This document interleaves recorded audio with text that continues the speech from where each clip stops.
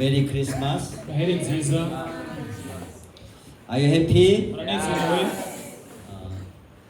Thank you. You celebrate yourself about Murakoze munezerwe muhimbagwe 2025 Christmas. ndetse munezererwe Noheli y'ibihumbi 2025. We only one verse read Isaiah. Tugiye gusoma icyanditswe kimwe gusa muri Yesaya igice cy'icenda umurongo wa 6. You read it. Reka dusome mu Kirundi. Kuko umwana atuvukiye, duhawe umwana w'umuhungu, ubutware buzoba ku bitugu vyiwe, azokwitwa igitangaza, umujyanama, Imana y'ubushobozi, data wa twese ahoraho, umukama w'amahoro. Unto Jesus. Kuri Kristo. Amen. Amen. Everyone is you receive salvation. Mwese nizire ko mwakiriye agakiza. True meaning of Christmas is Jesus was born in our heart. Insobanuro nyakuri ya Noheli ni Kristo yavukiye mu mitima yacu. Therefore, today we celebrate Jesus in my heart. Nico gituma tuninahaza Yesu yavukiye mu mitima yacu. Government. Ubutware. Government meaning is ruling and authority. Ubutware bisigura ngo kuba umutegetsi kuyobora. Jesus rule our life. Yesu ni umutware arongoye ubuzima bwacu. He is a king of kings. Ni umwami w'abami. Therefore, when Jesus came in our heart, Nico gituma iyo Yesu yaje mu mitima yacu, any kind of problem or difficult, he is our counselor. ibihe byose bigoye byaba bimeze gute gituma abo umujyanama wacu. Therefore, this scripture Bible said wonderful counselor. Igituma bivuga ngo umujyanama, Almighty God. Imana ishoboye byose. So any kind of you need counsel, come Jesus. Igihe cyose ukeneye kuja inama ingo kuri Kristo. He's wonderful. Ni umujyanama akomeye ahambaye. When I was ministering in Livingston, there was big force called Victoria Falls. Hari ahantu nigeze kwa nkora umurimo bivuga butumwa muri Livingston, hari amazi y'amashu amanuka cyane. So when I went to America and Canada, between there was big fall also called Niagara Falls. No muri Amerika, hagati ya Amerika na Canada hari amazi amanuka cyane y'amashite bita shite do Niagara. Sometimes in our weather, thunderstorm and heavy rain. Here is even here is a natural big Tanganyika lake here. Ndetse ugiye ahantu kuri Niagara hari umucanga, ndetse uravye no ngaho iwacu twafise Tanganyika hari umucanga. He is wonderful. Bimeze neza nicyo gitangaza. He is a creator. Nibi rero n'umwami Imana umuremyi. Then baby Jesus laid on manger. Rero Yesu yaryamitswe mu bwato. You know, this manger is smell also.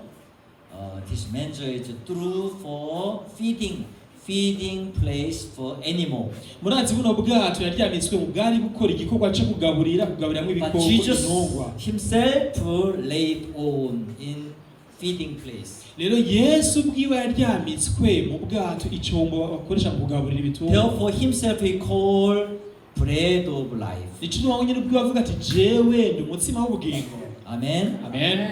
Himself, I am the bread of life. Ubwiwe aravuga ngo ni jewe umutsima w'ubugingo. Anyone come to Jesus never hunger. Uza kuri Kristo wese ntiyigera asonza. When I checking for the program schedule, igihe nasuzuma urutonde ngene bimeze, lunch hour 2 p.m. Amafunguro ni saa 8. That's why I think you need to change because 2 p.m. very hungry. Ikintu nacyo bati yakwiye guhinyanyirwa by'ukuri ko kubera ko saa 8 abantu baba bashonje. That's why I'm speak to the you shoot program make short then celebrate yourself.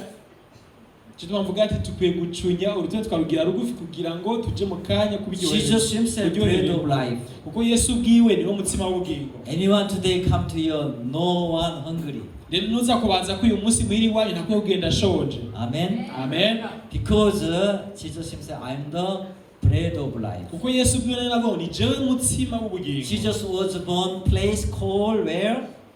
Yesu yavukiye ahantu bita gute? Bethlehem. Mu gisagara bita Betelehemu. What is the meaning of Bethlehem? Mbega insiguro ya Betelehemu ni iyihe? House of inzu bread. inzu y'imikate, Bread inzu of y'imitsima. house. Inzu y'imitsima. That's why in Bethlehem always enough. Nicyo tuma i Betelehemu igihe cyose Abound. biruzuye hari umusesekara. Amen. Amen. We'll make our Burundi church is Bethlehem of Africa. Rero natwe ishengero ry'i Burundi tuzorihindura ribe Betelehemu yo muri Afrika. Hallelujah. Hallelujah. Therefore, first in your heart full feel of Holy Spirit. Nicyo gituma mu mitima yanyu huzure mpwemu yera. Then abundant. Rero habe umusesekara. That's why when I came here, I'm delivering message Isaiah 60. Nicyo gituma igihe naza ngaho bwa mbere ngishika natanze ubutumwa nigisha kuri Esaya Abundant 60. of sea turn to you. Ibitayega byo mu biyaga bizobaza ko. The wells of Gentile come to you. Ubutunzi bw'abanyamahanga buzobaza ko. Hallelujah. Hallelujah. Therefore, even today our Good News Mission Burundi Church is celebrate ourselves. Nicyo gituma natwe no munsi Noheli mu Burundi twayihimba. Jesus himself abundant. Yesu ubwiwe ni umusesekara. That's why when he lay on manger itself is a feeding place. Nicyo gituma igihe aryamikwa mu bwato bugaburira ibitungwa ubwiwe yigize igifungurwa cyo abandi. Umutsima w'ubugingo. Amen. Amen. Therefore, we celebrate for unto us. Nicyo gituma tuninahaza umutsima waduhawe. The child of Jesus came in our heart. Rero umwana uruhinja Kristo guharajuza mu mitima yacu. That's why our life, your life abundant. Nicyo gituma ubuzima bwanyu bwuzuye umusesekara. Hallelujah. Hallelujah. Therefore, when I came in here, our Good News Mission Burundi, Nicyo gituma ugenza ubwa mbere ngishika ngaha mu ishengero ryacu ry'i Burundi. we now is almost the end of time. Ubu igihe cyo kirahita umwaka urangire. That's why follow Merry Christmas Rero mumfashe dusubiremo Noheli nziza. and Happy New Year. Umwaka musha umuhire. 2026 we have a lot of church work. Rero mu bihumbi 2026 tuba dufite ibikorwa byinshi cyane mu ishengero. We have to buy land, even rent. Tubwiza kugura n'itongo, tugura itongo ryacu. Amen. Amen.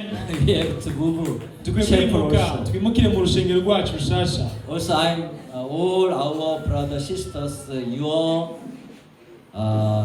power, your hand fulfill with abundance. Ndetse bene data mwese ibiganza byanyu amaboko yanyu yuzura iby'umusesekara. That's why when Jesus laid on manger, himself is breathing. Nicyo gituma Yesu igihe yaryamikwa mu bwato bisigura ubwiwe nyine ngo yatubereye umukate cyo gufungura. This morning, I'm not make a long time message, Muri kano gatondo sinashimye ko twiga ngo nigishe byinshi. but we remember He is our Savior. Ariko twibuke ni umukiza wacu. Even all our sin, we are short. Ubwacu twebwe duhagije muri byose. Therefore, being justified freely by His grace, that redemption in Christ Jesus. Nicyo gituma dutsindanishwa n'ubuntu bwawe biherewe muri Yesu Kristo kubw'ubuntu gusa. Therefore, Jesus came in our heart. Nicyo gituma Yesu yaje mu mitima yacu. He was born in my heart. Yavukiye mu mutima wanje. This is a true Christmas. Iyo niyo Noheli y'ukuri. Let us pray. Reka dusenge. Heavenly Father, thank you. God bless our Good News Mission Burundi. Mana data uri mu ijuru turagushimira ku ishingiro ry'u Burundi. God lead to our Burundi church is more abundant. Mana rongora ishingiro ry'u Burundi kuba mu musesekara udaha. We celebrate Jesus born in our heart. Tuko tuninahaza Yesu Kristo wavukiye mu mitima yacu. For unto us. Yavukiye ku bwacu. Then He ruled our life. Yabaye umuyobozi ayobora ubuzima bwacu. He is our counsel, wonderful counsel. Umujyanama w'igitangaza. Thank you, Lord. Urakoze Mana. We celebrate Jesus in our heart. Turarinahaza Kristo uri mu mitima yacu. Then He bring to peace. Rero tuzaniye amahoro. Then even all over the world, a lot of battlefield, even a lot of problem. ndetse no ku isi yose haba ku rubuga rw'intambara Jesus came in this world and yesu peace and araza happiness. mw'izo ngorane haba Thank you, agatanga Lord. amahoro. God bless our Good News Mission Burundi. urakoze mwami uheza igishingiro cyacu cy'i burundi In Jesus' name I pray. mu izina rya yesu kristo niyo mbisenze Amen. amen